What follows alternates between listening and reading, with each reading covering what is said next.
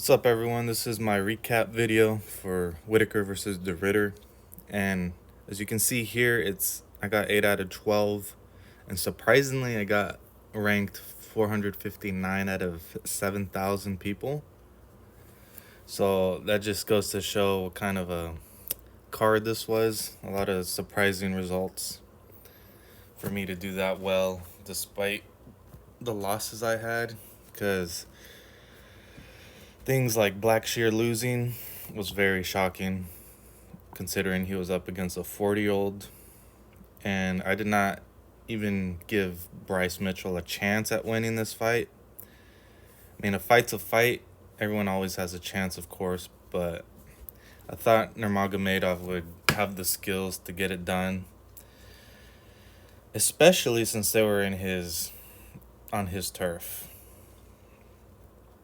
So, yeah, what about Yaya? He had a great performance, even though he kept getting knocked down. I was just overall impressed at the heart he showed by never giving up.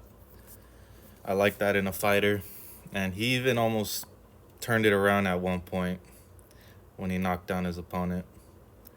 And Aslan just looked horrible out there. Did not fight as we're normally used to seeing him fight. Just a lot of standing and staring, and then he had the nerve to act surprised that he lost the decision. Those were the surprising results. And let's just go through the card quickly. So in the main event, I did agree with the decision that Renier de Ritter won, and Robert did have his chance to take the win, but wasn't able to capitalize once he knocked down Ritter. And part of that might be because it looked like Renier was grabbing or was hooking his fingers in Whittaker's gloves. That is unfortunate for him, that the ref didn't take a point or even really say anything. But so even though I got my pick correct, I don't like to see that in a fight. And we had Peter Yan. That went as everyone thought it would.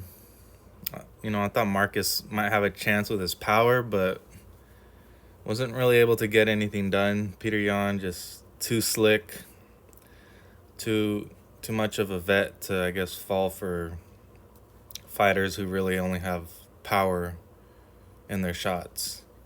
Like, if that's your entire game plan, to just knock his head off, like, it's probably not going to happen. So that was simple enough. And Sharamagomedov decision, that was kind of obvious. Like I said in my prediction video, it seemed like they were just giving this fight to Shara to boost him back up after his recent loss. He's like one of their star boys. No cap, eh? Yeah, but the odds were so ridiculous. It's to discourage anybody from really betting on it. And it worked because I did not bet on it. I mean, am I really going to want to put $625 down to win 100? It's scary to do something like that, but anyway, next, Asu. Yeah, I knew Asu would win. That was my prediction. Went to decision. He's just too good, and Jose did a good job, but he's still new in this game. And going off of one of his loss to Loner Kavanaugh not too long ago just kind of showed me that Asu, with a very well-rounded game, would be able to handle the hype of Jose Ochoa. So that should have been actually something I should have laid more money on. And also, Asu is kind of like from that region as well. Bogdan Guskov won. That was a fun fight to watch. Surprising to see the kind of like the downfall of Nikita, because when you look at his schedule of competition, like, he has a lot of big names that he's fought, So you would think that would carry more weight coming into these fights, but really doesn't really translate. Yeah, you see here I had Guskov KO round 1, right on the dot. Unfortunately, I did not even follow my own prediction, or else I could have gotten paid. Next, this one, was, like I said, was wrong. The Bryce Mitchell versus Saeed Nurmagomedov. The Muslim Salikov.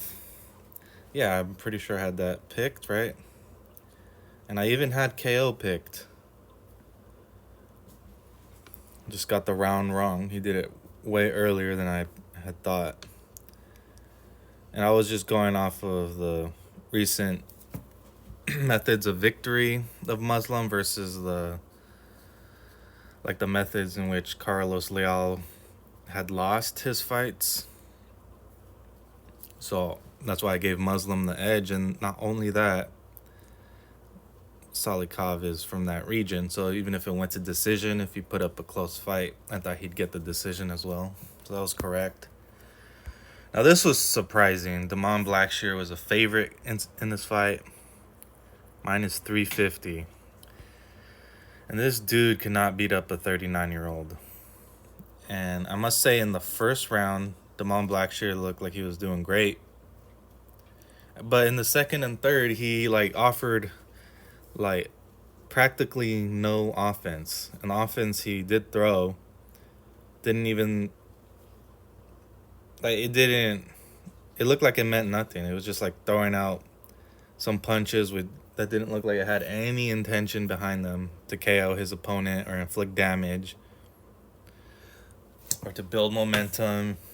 It looked like he was just trying to survive.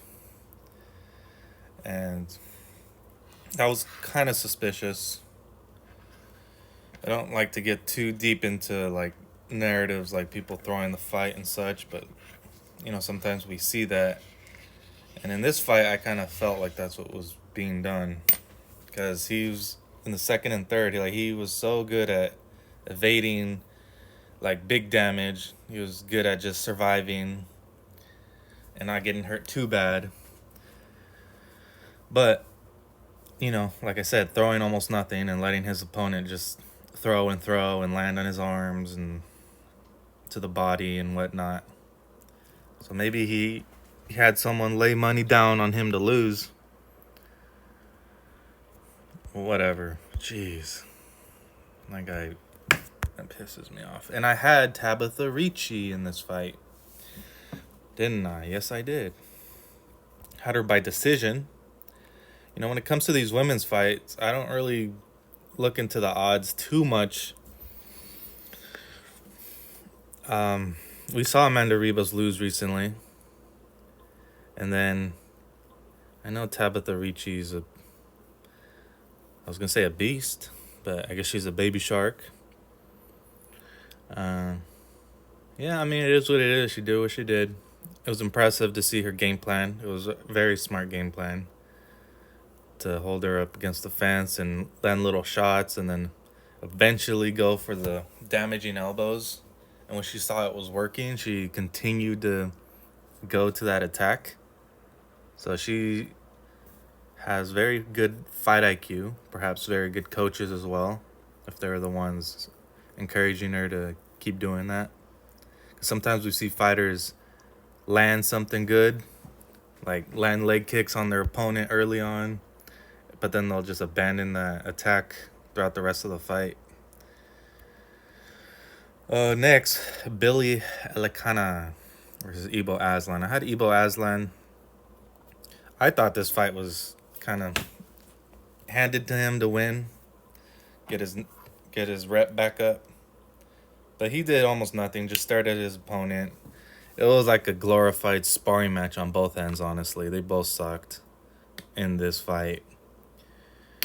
And like I said before, Ibo Aslan looked like a dork after the fight, acting all shocked that he didn't get the decision. Ridiculous. And apparently he laid down 50 grand or 40 grand on his fight camp, and this is what he did with that. Next, Steven Nguyen versus Muhammad Yahya. I already spoke on this, but Yeah, we don't need to go over that again, but that was a good fight. And Martin Buday versus Marcus Buchecha. This I had correct as well. I just like the record of Martin Buday thus far. He's a pretty solid opponent.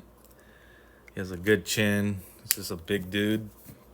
Tough guy, knows how to fight on the ground, on the feet. And Marcus Buchecha was coming in on, this. I think this was his first fight in the UFC. I just didn't like. I just didn't like those facts. And he's older. I didn't even know his jiu-jitsu record or all the things he's done in jiu-jitsu. Apparently, he's been like world champion numerous times. I guess that was the reasoning for his large odds. But aside from him losing his first fight in the UFC, he did show, I guess, good promise, perhaps for his next fight, because he did have his moments where he had good position on the ground. Wasn't able to find a submission or finish with ground and pound, but he was doing good. And then I also must say he also showed good heart, because he was getting pieced up in the first. Like, you saw it on his face. He was bloodied up, but he never gave up, and he was in the fight the whole time. And let's look at the canceled and fizzled bouts. So Mavzar Evlov versus Aaron Pico is completely canceled. Asu versus Ramazan. So Asu was the one who had the short notice in Jose. Wow, so that should have just given us more confidence in picking him for the fight, right? And everyone made weight. So yeah, so that's what happened this Saturday. You can see here on the right my picks. Not bad. Usually when I get 8 out of 12, I'm not happy. But considering how I did compare to everyone else and still being in the 450-ish ranks out of like 7,000, surprising. So things that were, I guess, kind of ridiculous for me to pick was the Yaya by decision. He's from that region, so that's why I picked him. And his opponent is kind of new, but I should have just picked against Yaya just based on his chin. So that I shouldn't have picked him here. I think the Aslan pick is kind of understandable. Not gonna hate on myself too much for that. But the Blackshear one was a total shock. And the Nurmagomedov, I'm not gonna be too mad at that one either. But yeah, I shouldn't have totally discounted Bryce Mitchell in this fight.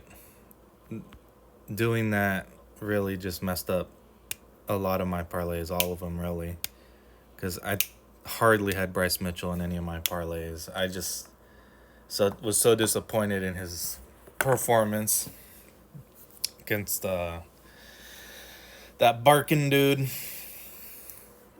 But anyway, those were my picks. Those were my results, and hope some of you guys made some money. I didn't lose too much money. I was able to pretty much stay even. So let me know if you won some money. Let me know what your picks or parlays were that you won money with. Or if you follow someone who tailed and they were able to get you a good win. Perhaps I can tail. And good luck next week.